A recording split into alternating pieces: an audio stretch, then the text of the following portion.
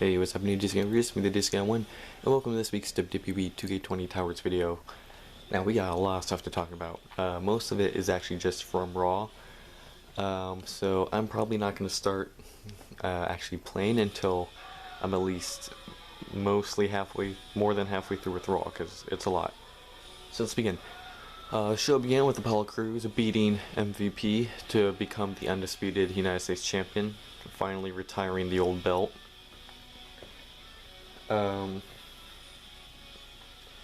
Ruby Riott and Liv Morgan come together on the Kevin Owens show to reform the Riott Squad. The Iconics interrupt. Owens kind of makes a few comments about the Iconics, which results in both of them slapping him, and then he lets Riott and Liv go after the Iconics.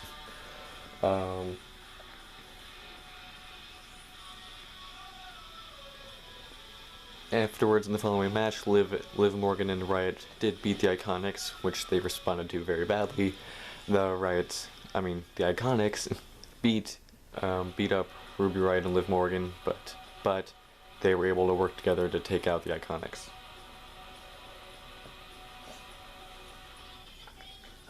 Nia Jax called out the WWE official she attacked. She challenged him to a match, and if she wins, he has to drop this whole whatever. The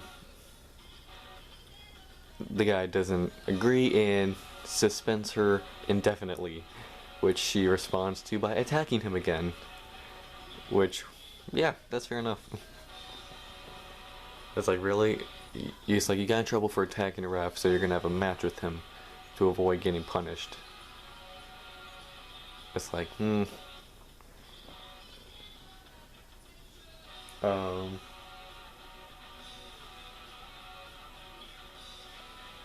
in a triple threat between Shelton Benjamin, R-Truth, and Akira Tozawa for the 24/7 title.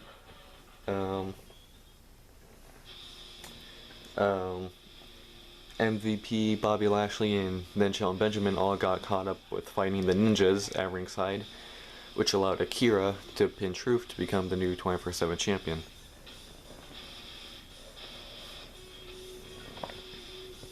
In a match between Sasha Banks and Shayna Baszler,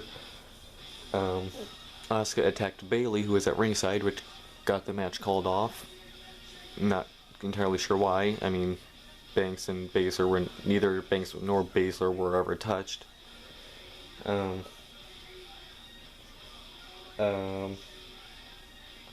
then Asuka then chases off Banks.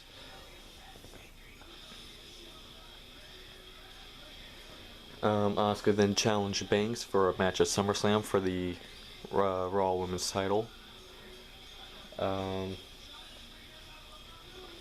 Baszler comes out to say that she hopes Asuka wins, so that then they can have a match and Baszler can beat Asuka for the title. Both kind of threatening her, but also supporting her in a way, kind of.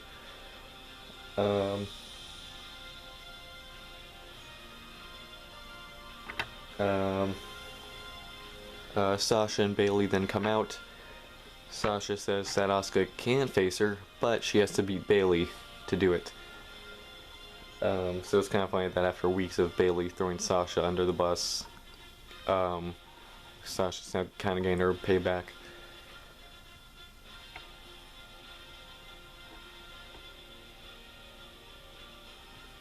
In a match between Angel Garza and Angelo Dawkins, Montez Ford collapsed at ringside, which was enough of a distraction for Garza to beat Dawkins.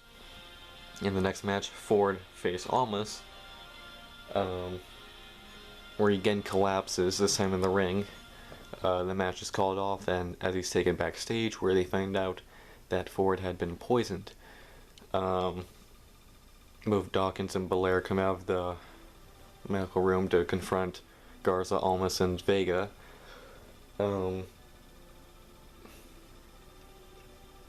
then Bianca and Vega start going at it and have to be separated. And then the big talking point of the night Shane McMahon returned to WWE to unveil, or not unveil, I guess debut, Raw Underground, which is this new segment on the show where it's basically this kind of Fight Club style kind of thing where it's just like in this dusty, empty warehouse, and there's just a ring with no ropes, and he says there's no rules, anything goes, and everyone has to fight. It was basically Fight Club, except they forgot the first rule of Fight Club: never talk about Fight Club.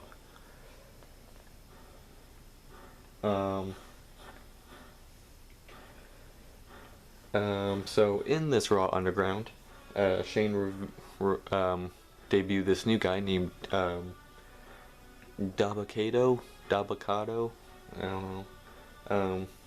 Dabakato then beat two people, and then Eric from the Viking Raiders comes out. He beats a guy, and then Lashley, MVP, and Shelton come on and say that they're taking over. They start beating up audience members, and Shane says, "Cool." It's like,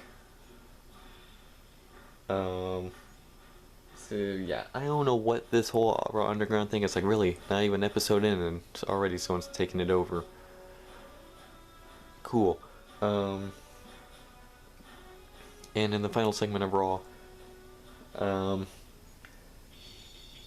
Seth Rollins and Buddy Murphy came to the ring. Seth confronted Tom Phillips, kind of calling him out for the comments he made last week and when Dominic was attacking Seth.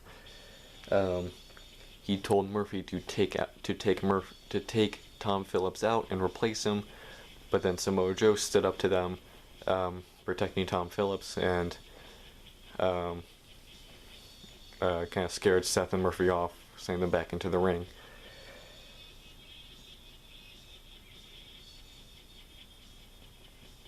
Well, in the ring, Dominic then comes in, taking out Seth and Murphy, even pulling out a 619, which was cool to see him hit, making it official that Seth and Dominic will have a match at SummerSlam. Alright, we got through Raw. See what I meant by their 7 minutes of full talking.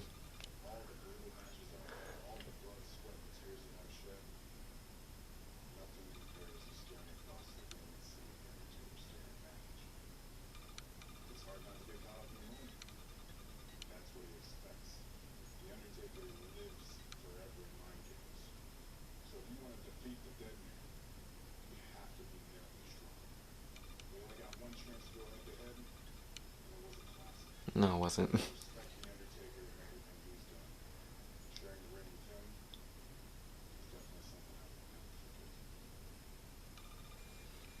Isn't that the match where Undertaker said that he shouldn't have done?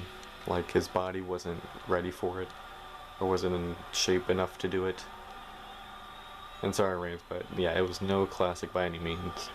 What followed might have been a classic moment where you got booed for about 10 solid minutes.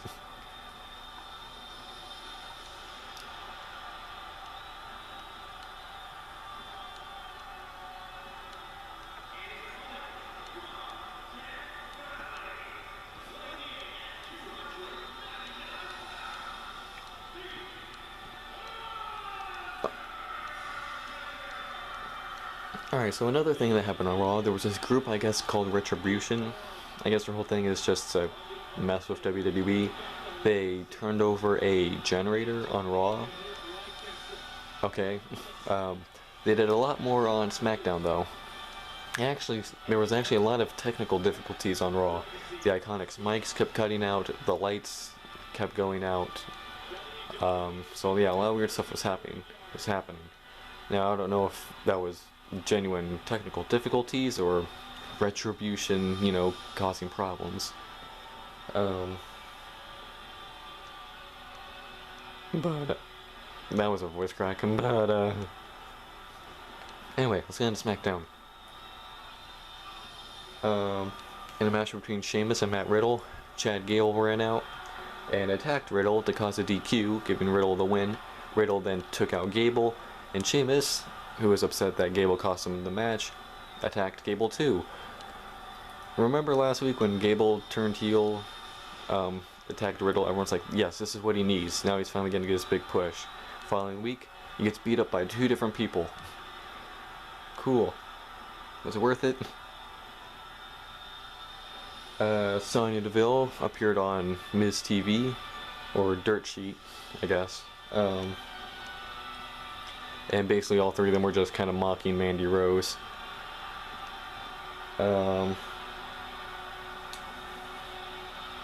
Before Heavy Machinery ran out to beat up on Miz and Morrison. Cesaro beat Lince Dorado.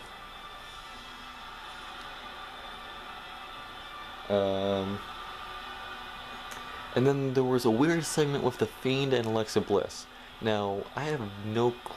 When I first started seeing it, I was like, wait, is this a replay of what happened last week? Because it looks exactly what happened. It looked exactly like what had happened last week. Like, Alexa was sitting on the floor, The Fiend appeared behind her, but I was like, wait a minute, this isn't a replay, this is happening live. What happened? Because the last thing you see is The Fiend coming to the ring. You never see Alexa come to the ring, but when, it came back from commercial break, Alexa was there, sitting on the ground. The Fiend, appeared behind her.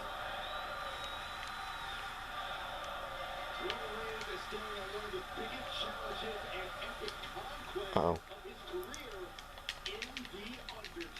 No.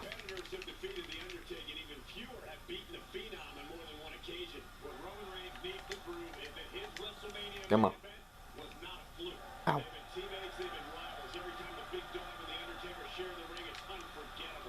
Oh no. Ow. Ow. Ah.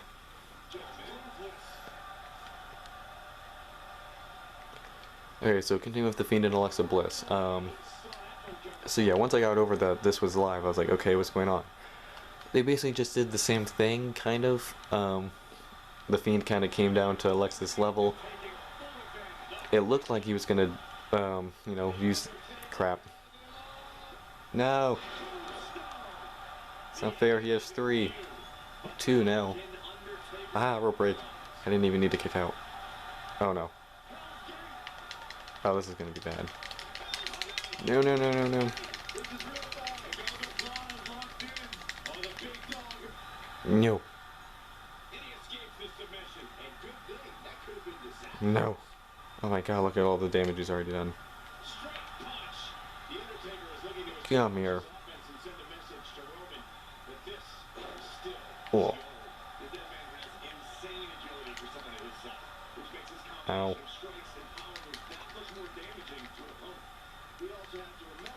No, you don't. Aha, he was gonna go for his dead man dive.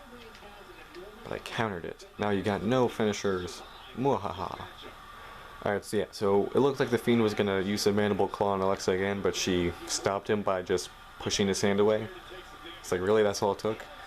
And then Braun appeared on screen saying that he didn't care about Alexa, and that doing this isn't gonna, bring him out. So it was a weird segment. I don't really get the point of it. And it made no sense for Alexa to go out there. It was like, because she wasn't out there first. At least I don't think she was.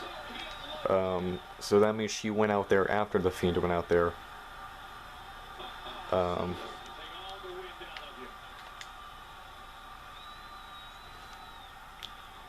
Which, I don't get that happening. So, I don't know, it was weird.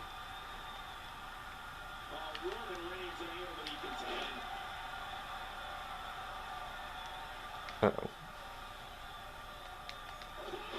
How? Okay, I thought he was gonna go for his triangle choke again. That would have been bad. I can't reverse. Help. Now I can. Wait, I didn't. Alright, here we go. Okay, never mind.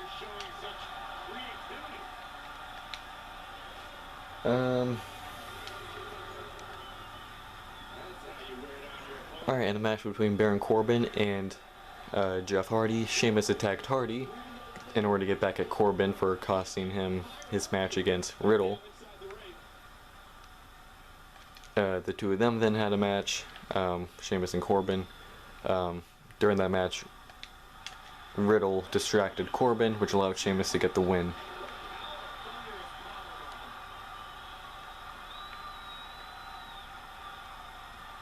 Come on, dead man. Come on, Mark. Yeah.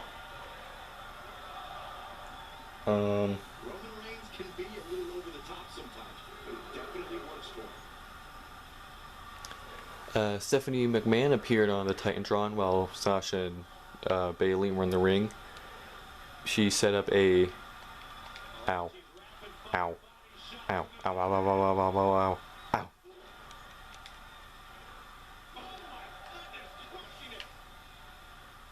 Ow. She set up a battle royal for next week's Raw. The winner of that faces Bayley at SummerSlam, and the Battle Royal will contain competitors from all three brands. So Raw, SmackDown, and NXT. So this will be interesting to see who wins. Ow.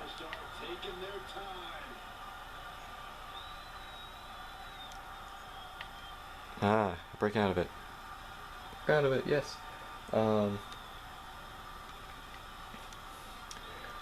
Stephanie also made sure that Asuka versus Banks happens at SummerSlam, so cool. Moving on. The match between Heavy Machinery, between The Miz and John Morrison. Mandy Rose ran out to attack Sonya Deville, who was at ringside. Yeah.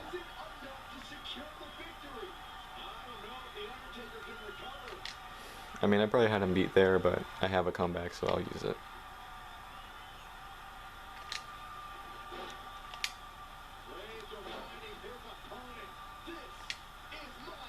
Yeah.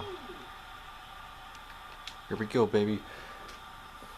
Alright, so yeah, so Rose returns with her new look. She looks really similar to Peyton Royce now, with the shorter hair. So her and Sonya got into a brawl. The match was called off, as the two of them kept going at it. Ow. Oh no. No.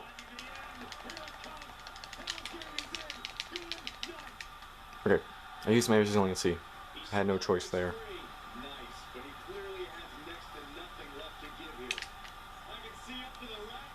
Here we go.